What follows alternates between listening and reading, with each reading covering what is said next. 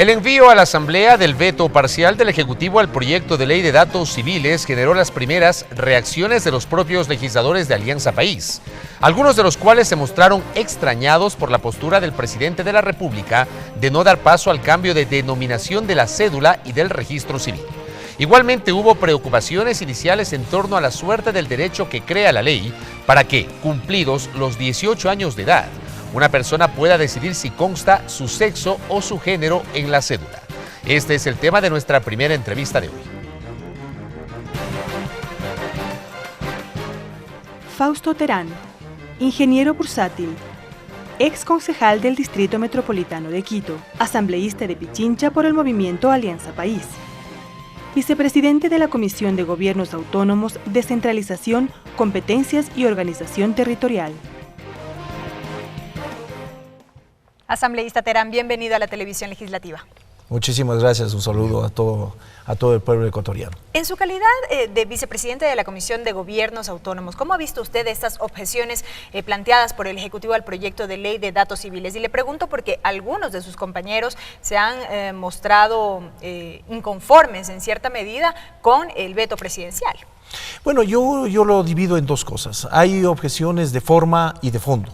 Las de forma yo creo que es el nombre mismo, el nombre que fue un planteamiento no de la parte legislativa, sino fue un planteamiento del mismo Ejecutivo. Y por eso digo, creo que es un autoveto el que estamos teniendo en este momento, porque el nombre fue planteado en ese momento por el director del registro civil actual, es el que propuso el cambio de nombre por el hecho de que es un nombre mucho más actual, que está en todos los países y que viene en concordancia con la actualidad.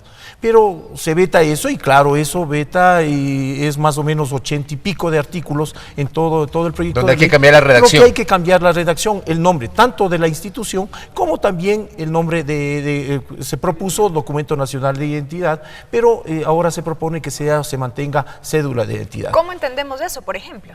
Bueno, siendo que el Ejecutivo de alguna manera fue el que lo propuso. Como digo, fue propuesto por el registro civil y esperamos, en todo caso, ellos están vetando una ley y hay que tomar en cuenta. Fue un sinnúmero de reuniones que hemos tenido en el pleno de la comisión, en el que se trató y se recogió el nombre, pero lamentablemente en este momento lo que están haciendo es una objeción a eso mismo, a lo que fue propuesto por la misma institución. Por eso digo, es un autoveto antes que nada. Pero yo me voy más de eso, o sea, yo creo que esto es de forma nada más, ¿no es cierto? Un nombre que puede hacer. ¿Qué es esto de fondo, asambleísta? Para mí yo creo que es de fondo, es algo muy importante.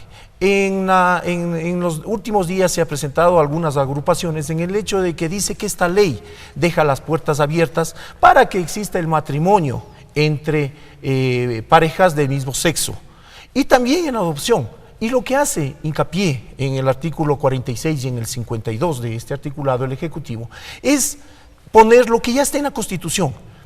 En la Constitución se establece que el matrimonio es entre hombre y mujer y lo estipula y lo aclara en este articulado. Claro, si mal no recuerdo, en la ley originalmente plantearon ustedes, por ejemplo, hay un artículo que decía los contrayentes y en ese artículo el veto lo que pone es el hombre y la mujer, estableciendo que el matrimonio se da entre personas de distinto sexo, para que no se preste a algún tipo de malas interpretaciones. Al menos eso dice la parte argumentativa. Exactamente, yo creo que está bien el hecho de ponerlo, de acuerdo a lo que dice el artículo 67 de la Constitución, en que el matrimonio es entre hombre y mujer, y aquí lo ratifican y lo ponen. Y lo mismo pasa en el tema de la adopción, donde por ejemplo se agrega un último inciso, donde se establece que la adopción será exclusiva para parejas de distinto sexo.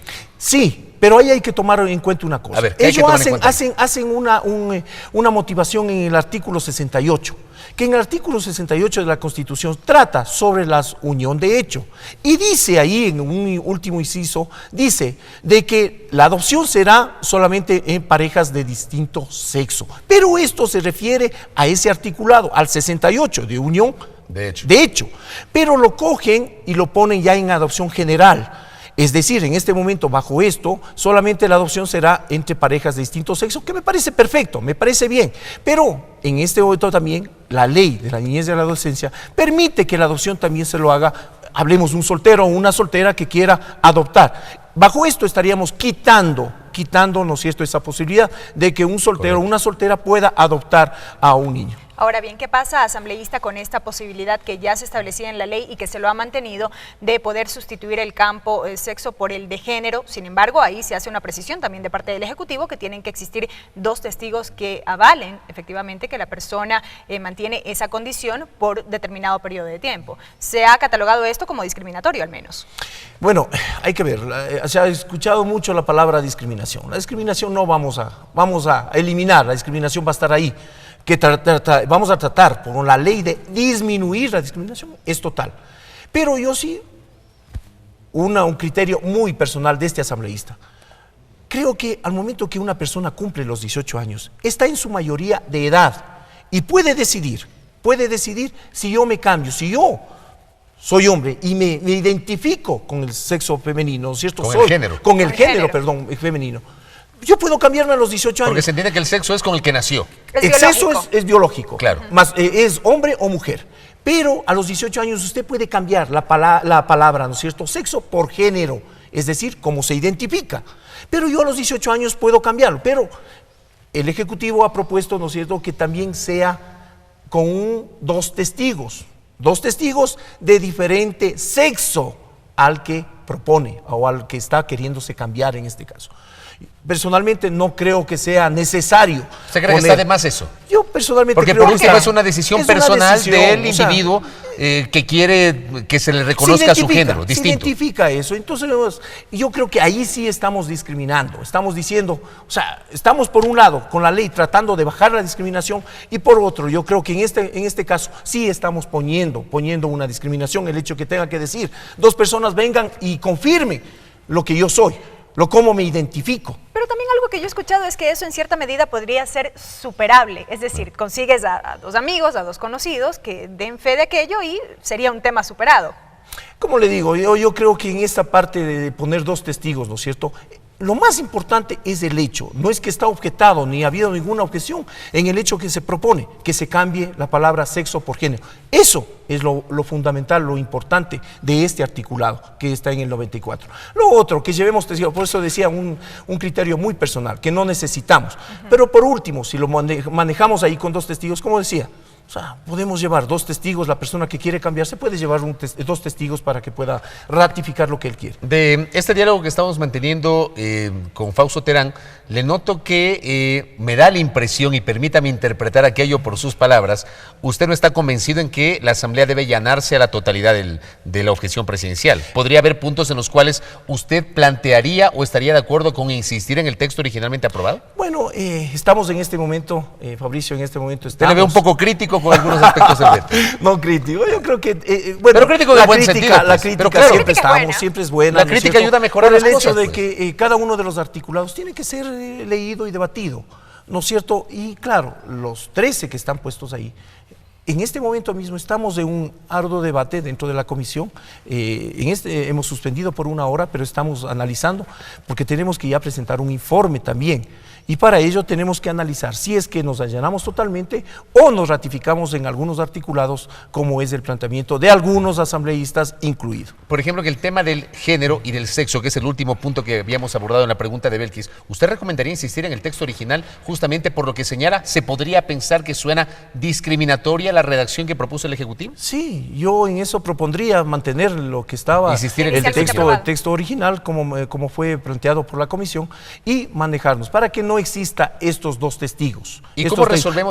Pero ojo, eso es democrático. Vamos a debate pues ya dentro de la comisión y claro, lo que decida la mayoría de la comisión será presentado al pleno de la Asamblea. Y este punto que usted plantea, el tema de la adopción, por ejemplo, para que no haya esto que también podría sentirse es discriminatorio, el hecho de que las personas solteras que también quieren adoptar no van a tener la posibilidad con esta redacción tan rígida.